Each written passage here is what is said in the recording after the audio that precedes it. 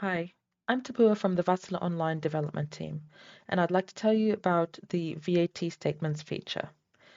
If you'd like to buy from Wärtsilä and avoid the need to claim VAT back afterwards, we ask you to submit a VAT statement. The easiest way to do this is in Wärtsilä Online, which, by the way, has a huge number of free features. Submitting a VAT statement in Wärtsilä Online takes just a few clicks, and it means that you don't accidentally leave out any information that we need in order to validate your request. So let's see how it's done.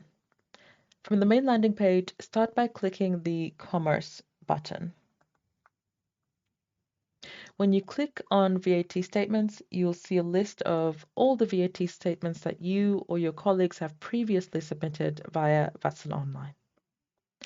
On the left-hand side, here, you can filter the VAT statements based on the vessel that they apply to.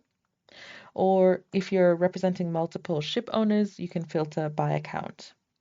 To create a new VAT statement, click up here on the New VAT Statement button and begin by selecting the correct ship owner account. Click Next. Then you should select the vessel or vessels that you want to make the declaration for. Next, you should select the countries that are applicable and move to the final page.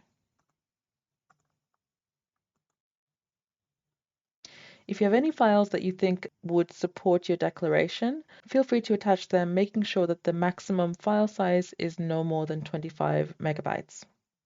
Note that the approver of the VAT statement should always be a person.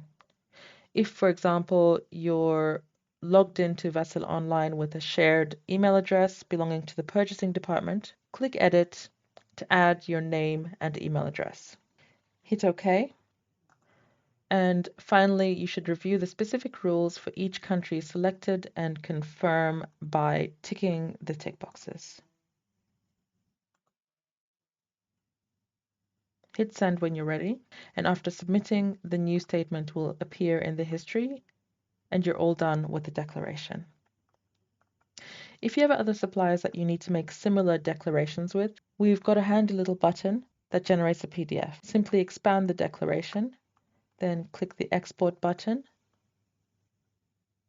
and there you have it. So that's it for this video. I hope it's been useful, and bye for now.